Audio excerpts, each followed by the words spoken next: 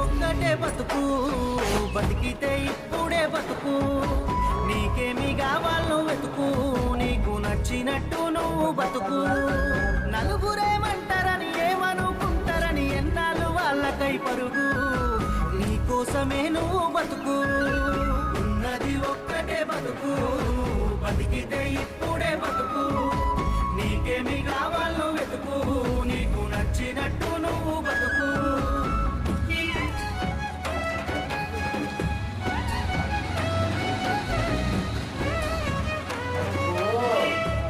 వెళ్ళిపోయింది అక్క.